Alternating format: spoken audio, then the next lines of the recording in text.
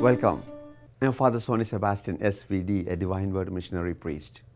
I'm so happy to share this reflection with you all today.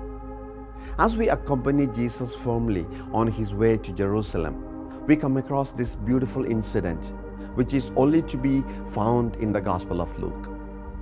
We are told that a scribe approached Jesus with the intention of putting him on the defensive and perhaps making him contradict the teachings of the law. The question sounded very simple, the kind that anyone would put to a religious teacher. What must I do to inherit eternal life? As so often happens, Jesus throws another question back at the interrogator, quoting two passages from the Pentateuch, from the book of Deuteronomy and Leviticus, which says, we are to love God with all our heart and soul and our neighbor as ourselves.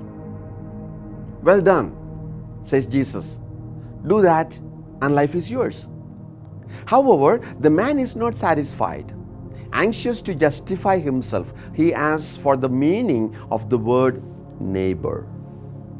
For him, the word meant, of course, only other Jews like himself, but did not include every Jew, even those who did not follow the law.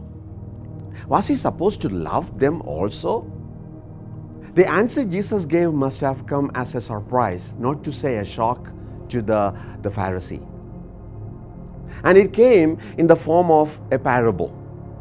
It is a story we all know and familiar with as the story of the Good Samaritan. It is most likely that the man who was set upon by robbers and left half dead on his way from Jerusalem to Jericho was a Jew.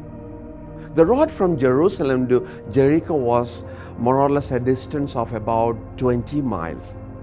It ran through rocky and desert country, providing ample opportunity for hidden robbers to attack the travelers. In the story, three people saw him there.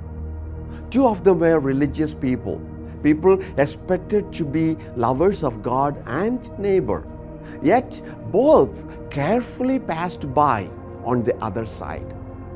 The injured man would have been covered in blood, and no one intending to go to pray in the temple would dare to contaminate oneself and become ritually unclean by becoming in contact with blood. In other words, they ignored the man for religious reasons. But then this Samaritan comes by. He was, in the eyes of the Jews, an alien and a heretic. This despised outsider, presumed to have nothing of the Spirit of God's mercy and compassion, gives the Jew lying on the ground the attention that the two other religious-minded men refused to give. In fact, the Samaritan went so extraordinarily, longest length to take care of the injured man. He even took care of the expenses. 2 silver coins may not seem very much, but it represented 2 days' wages and would have been enough to take care of someone for up to 2 months in a wayside inn. The question of Jesus is interesting. Which of the three was a neighbor to the man who was waylaid?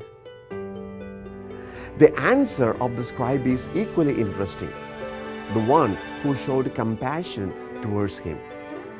The answer then to the question, who is my neighbor, according to Jesus, a neighbor is someone who shows compassion to another in need, irrespective of who the helper or the person in need may be. So Jesus tells the scribe not what or who is his neighbor, but to go and be a neighbor. To be a neighbor. Lord, help me to be a neighbor to everyone who is in need. Amen. Thank you for partnering with WordNet. Now we have an easy and fun way of making your donations to WordNet. Use the number that is on the screen to text your amount and follow the on-screen instructions. Thank you very much and be blessed always.